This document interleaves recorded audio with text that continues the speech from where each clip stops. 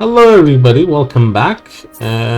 We are in Talos Principle 2 and we are going through all these text adventures. Ghost of Atlantis we did. Now we are going to do Argument Simulator by Guta, a short punchy work of games as commentary. Do you agree with the conclusion it suggests? Let's see, do we agree? Welcome to Argument Simulator. Credits, sure. Who's in the credits? Written design by Guta, 972. Let's start. Choose your character. Goldblum or Socrates or Library. Probably Socrates. I want to be Socrates, dude. Choose your argument. It's true. What are we talking about? I disagree. This is obviously incorrect. No, it isn't. I can contradict you. I don't accept the underlying logic of your contradiction. I question your axiomatic principles. Your question begs your assertion. Or side. Let's find out what we agree on. Okay, it feels like a good idea for us to understand another better. Game over. Thank you for. I'd like to play again. What is this? Restart. Okay. I'll be Goldblum. Goldboom. It's false. I disagree. This is obviously incorrect.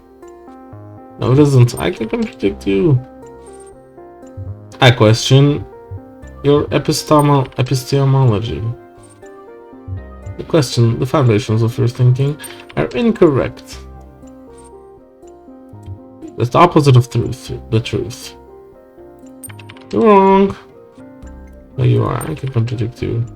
Does this go on forever? I question your metaphysics. Your side will never be right. Wrong. I can contradict you. I guess. Let's find out what we agree on. Okay, I like this lesson. I agree. We need to find agreeing points. Arguments are resolved by finding out what we can agree on and what we can prove, I would say. But I'm not an expert. Jefferson Goldblum. So he's referring to this guy, Jefferson Goldblum and the Spectre of Modernity by Rats. Okay. Another story in the much celebrated Jefferson Goldblum shared universe originated. Wait, I remember this. It maintains the characteristic writing style of the series, but focuses on a new set of themes. Let's see. And the Spectre of Modernity, a true story. Let's start. You, Jefferson Goldblum, deftly step out of your charging pod and walk into the main lobby of the Goldblum Institute. It is a humble abode filled with a small four-seater sofa, a table, a coffee bar, and an arboretum. That's a tree place. Ginny HDE, your fiancé and a leading member of the Kazarati Weierstrass Jazz Ensemble, greets you from the sofa, while Frankie Soy Sauce waves from the coffee bar. And the Velociraptor John Malcolm drives out of the arboretum on his motorcycle, wearing his green armor t-shirt. Man, I want to speak to Frankie Soy Sauce. He seems cool. Jefferson, my old friend. It's been too long, Frankie Soy Sauce quips as you walk over to the coffee bar. Yes, Frankie, you answer. It is a high time that we have another adventure together since you missed the last one. You mean the fight against the dastardly Dr. Lion, which brought you to the ninth dimension where you met John Malcolm and his velocious velociraptors and saved human world from the Solvosonic super thruster with your guitar. The very same, you nod sagely. I am sad to have missed it, Frankie mourns, but I am sure you'll be once more. Sorry, guys. But I am sure you will be once more playing your guitar to save the human world before we know it. This is what you do, after all. You are about to agree with him, because Frankie is right. When a klaxon resounds throughout the Goldblum Institute. John Malcolm, what's happening? Chirp, chirp, chirp, chirps. John Malcolm, wait, he's the Velociraptor, right? Before he shrugs his Why am I asking the Velociraptor what's happening? Sorry, my friend, I'm afraid this saying doesn't translate very well. Maybe you should shut the klaxon off before we continue this. I'll play my guitar. You unsling your guitar from your back and check the strings to make sure that they are in the proper order. Then you take a heroic stance with your chest puffed out, your legs splayed wide, and your guitar held heroically aloft. You play a chord, a perfect chord, followed by another equally perfect chord, and another and another. As always, all the chords that you play are perfect. This is your greatest burden. Mollified, the klaxon shuts itself off. Mollified, what does that mean? Does that refer to Molly the drug, I wonder? Mollified. Appease the anger or anxiety of someone. Oh. So it's appeased. The klaxon is happy and it shuts itself off. Okay. Dog 13. You turn from the now silenced central computer console and look at your team, who are all glazing back at you with varying levels of wonderment in their eyes. Ask the klaxon why the klaxon was blaring. John Malcolm dismounts his motorcycle with an air of certainty and queries the central computer console with sure taps of his reptilian claws upon the keyboard. I'm just imagining a velociraptor on a laptop. It seems, John Malcolm says, that the sensors have detected a threat of galactic magnitude. Oh no, cries Ginny HD, your fiancé, while Frankie Soy Sauce drops his cup of joe in fear. Ask what the threat is. Let's see what it is. A shudder goes through John Malcolm's magnificent plumage. Something far more dangerous than anything we've encountered so far, Jefferson, he proclaims. Oh, John Malcolm, what is it? Exclaims HD. What could it possibly be? We have already defeated the dastardly Dr. Lion. What could be more dangerous than him? This time, my friends, John Malcolm says, after a pause of precisely 2.5 seconds. So it's going to be like this. This time, my friends, we will be up against the specter of modernity. Ask what the specter is. What is the specter of modernity? You ask while tuning your guitar for the coming battle. I'm glad that you asked, answers John Malcolm. As you all well know, for I have told this tale many times, my people have feared for many millennia that this day would come. John Malcolm smooths the feathers along his long neck with his claws. Tell him to continue. Continue, John Malcolm. The specter, as you also know, will bring an end to the old and ring in a new era of unparalleled technological advancements. Until there is no space left in the world for such cherished human and dinosaurian qualities like love, creativity, the ability to taste umami, loyalty, and friendship. The circle of renewal will end, and we will only move forward at an ever accelerating pace until we reach the limits of existence itself. I already asked what it is. Ask when the spectre will arrive. The spectre of modernity travels at the speed of time itself, says John Malcolm gravely. It has already arrived, Jefferson. We just haven't encountered it yet. Frankie Soy Sauce turns from the coffee maker.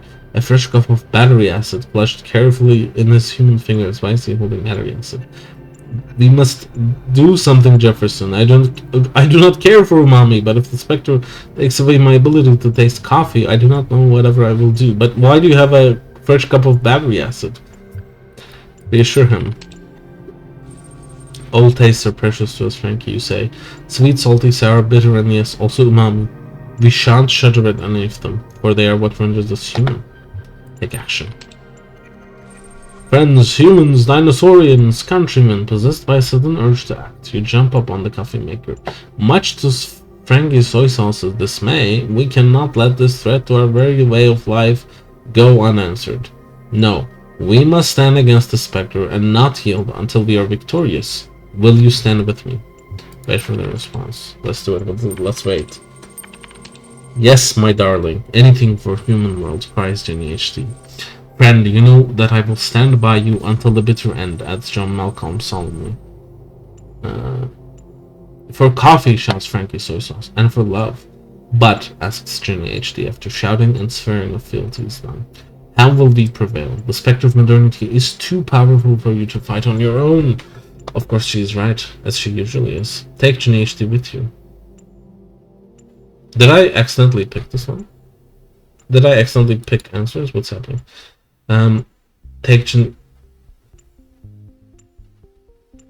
Did I click on these? Okay, I don't know. I might have misclicked. Oh, Jefferson. I think I fat thumb the mouse pad. Sorry, guys. Oh, Jefferson, GNHD exclaims, I will be the best companion you could wish for. I was wondering why it was going so long. But tell me, Jefferson, the specter of modernity travels along the continued sequence of existence and events that occur in an apparently irreversible succession from the past through present into the future, and is by definition already everywhere. Where can we possibly go to find a way to defeat it? Let's just go to the fucking jungle. We can find him there. As is the way of heroes, you and Ginny HD walk tirelessly for many days and many nights until you arrive in the heart of the great jungle. Oh, Jefferson, Ginny HD says, my feet are weary, but at least they're not cold. I am glad, Ginny HD. I am glad, you reply seriously. For you know how easily the feet of human females turn frigid. You should carry Ginny. Jefferson. Goldblum. But Jefferson, what shall we do now? You motion for her to proceed deeper into the jungle, and together you walk through the dense foliage, feeling a myriad of eyes upon you, until you arrive at a clearing in the center of which stands a great mechanical tower. You know that nothing good can come from such a terrible machine.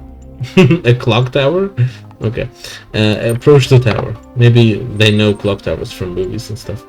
With little other choice left by the treacherous terrain, you approach the tower. The clock's hand is reached for you greedily. Oh no. Since you're both just humans made of soft flesh and brittle bones, the sinister hands snatch you up easily. Jefferson cries, Jimmy HD. What do we do now? Fear not, you exclaim. If you can reach my guitar, all will be well. Ginny HD boldly twists herself into an unusual shape to make a grab for your guitar. Her dainty fingers strum a chord, and the clock, fearing the worst, lets you go. You scramble off into the jungle, relatively unscathed. But the only wisdom you have gathered is that the specter of modernity has many lieutenants all over human world, and that they are out looking for blood. Well, we were at the jungle. I'll go confront him. When you approach the lair of the specter of modernity, you decide to leave your companion behind, knowing that you cannot risk another life in this final confrontation. Sometimes heroes have to stand alone. Enter the mechanical lair. Inside the mechanical lair, the specter of modernity waits for you, sitting translucently on a titanium throne. The specter of modernity, you murmur through gritted teeth. We meet at last. You are mistaken, Professor Dr. Goldblum. The specter of modernity says. We have met many times before. I am your father and your mother. Request clarification? Who do you think inspired you to add the power of electricity to your guitar? Who upgraded Ginny from SD to HD? Who indeed deciphered the mathematical secrets of the chords that arcane knowledge upon which some of your greatest adventures depend? I was your ally all along, Jefferson. The foul wizard of crime has conspired to turn you against me. It was he who enchanted your klaxon. That actually makes a lot of sense. Sorry.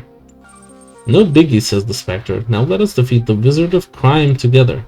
Even now he conspires to steal all that you have accomplished with the power of his enchantments that confuse the mind. Go back to the institute. We changed our mind.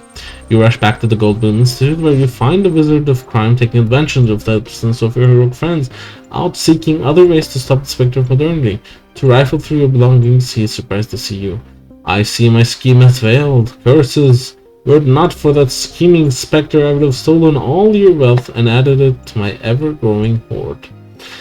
For that is my scheme, to steal and steal until the whole world is mine. Mwahahaha. And so you arrest the foul sorcerer instead of the development of human potential, and become a good friends with the specter of modernity. Just call me Mo, the specter says. I'm sure we'll have many wonderful adventures together. Shouldn't we call you Lester? Like Mo? Lester? The end. That's wonderful. I'm gonna quit. That was beautiful. Thank you. That was amazing. Oh! We got the achievement I was looking for in the other area. Finish all 3 Takes adventures. Okay. So, I think that is all of this city. Now we can leave after we have done. Good luck, 1K. Thank you, bro.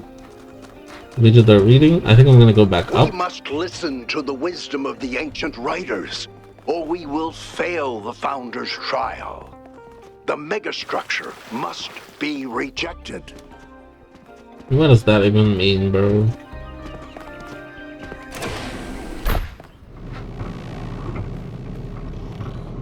It would be pretty cool if something blew up here. I wouldn't expect that to happen, but it would be like interesting. Why are things flashing? Oh, because we're going so fast. Dude, these outside elevators are freaking scary to me. Yeah, this seems scary to me. Why can I not go this way? Okay. So...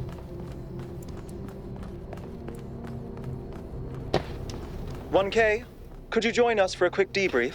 Okay, so we'll join the debrief, I guess. Let's go. What's going on, guys?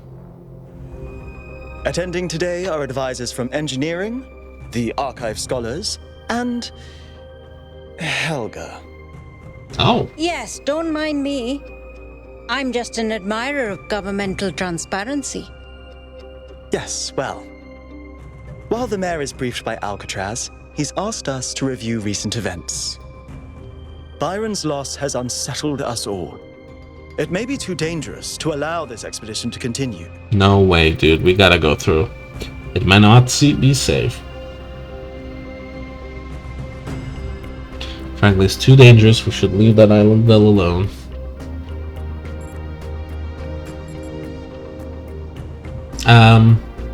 I think this is a better option to convince them, but I want to say this. I'll say this. Exactly. Let's not forget the dam's falling apart. We can't depend on hydro forever. With just a fraction of the power that island can generate, we could grow this city into a planetary society. Yeah. Or, quite possibly, destroy ourselves in the process.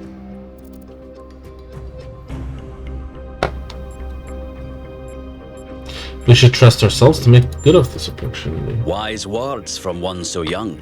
Yet I submit that island holds secrets far more valuable than mere energy generation. Yeah, that's also What could true. be more important? The Athena? Somnodrome, of course. And the Somnodrome? If we could find a working model, it would herald a sea change in our moral and self-understanding. The question of how we should build New Jerusalem would simply be moot.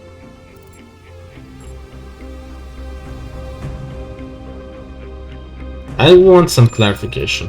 The Somnodrome was supposed to let us interact with our own subconscious code. It's a cool idea, but it wouldn't necessarily solve all our problems. Are you My Jamaican? own studies prove that we operate on an intrinsic moral logic. It's what makes us human. But our access to it is only indirect. Our ancestors created art, philosophy, and parable to help bridge that gap. The Somnodrome would help us to cut out the middleman and ask the source directly. We would finally have an answer to the great moral questions. So, it's a newfangled way to make the same old mistake of judging who's good and who's bad. Unfortunately, 1K left the Somnodrome I inoperable. fucked up. Did I fuck up? But there may be a working device elsewhere on the island. Hopefully. Then the question is, what would 1K do if they found it?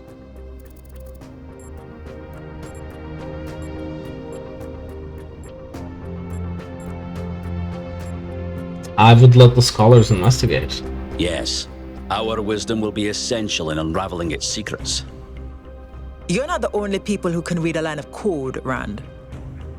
You all sound so sure of what's best for this city.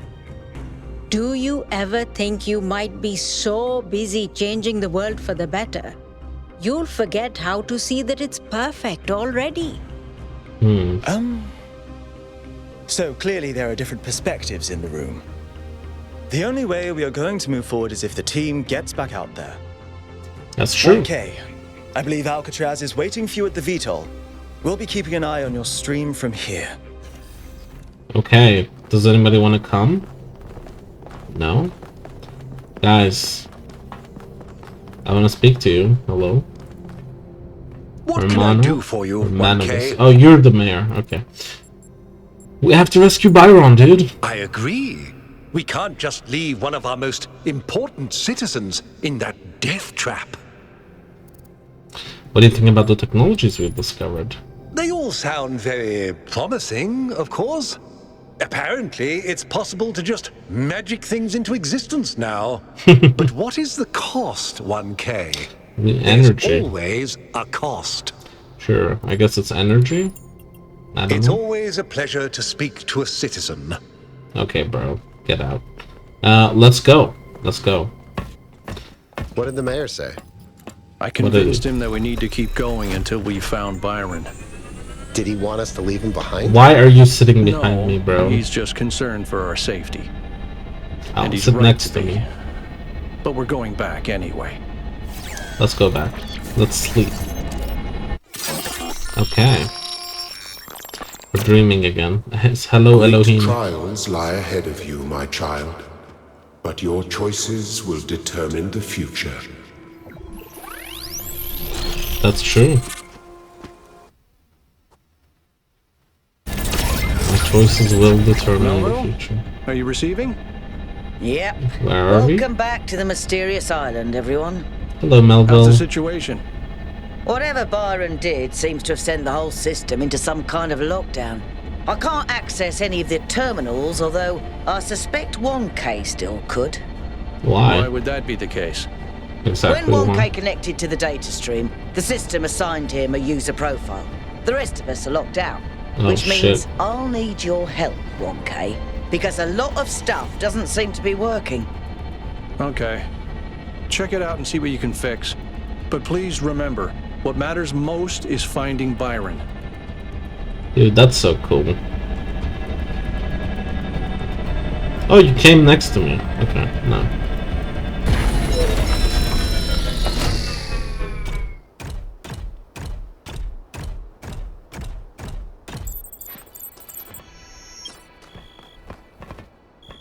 Are you guys gonna get out? Is this Alcatraz or that's Yakut? That's Alcatraz, right? Yeah. Alcatraz on Yakut. Okay, so guys, I'm gonna take a little break because it's really late right now, and I'm feeling sleepy, and we're gonna be going into a new zone, I think. Wait, let's see which zone to pick. Oh yeah, look, we got 3 new zones. Circular Oasis. So next time, we're gonna be going to the Circular Oasis. I'll see you guys later. I think half the game is done right now in terms of puzzles. I'm really looking forward to it. I'm gonna try and record more, upload daily if I can.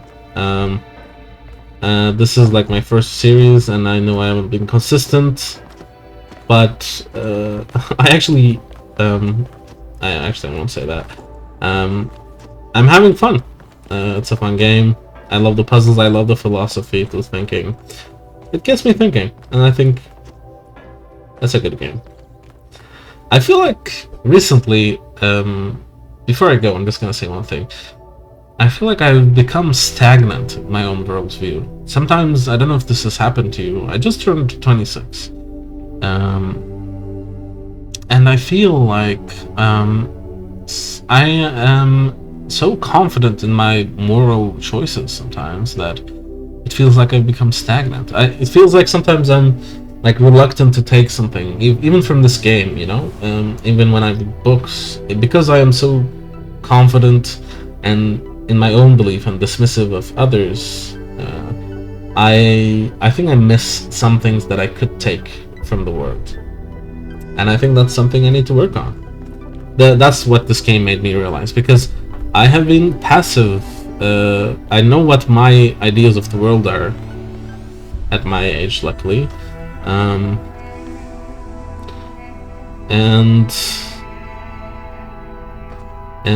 it's you have to keep improving yourself. You have to keep learning. You have to gain new perspectives. And this world, the Talos Principle 2, it's giving me this unique scenario with these new species of humans. And there's a lot to learn from them. But I don't feel like I'm growing. I don't know. It is just a video game, so maybe I shouldn't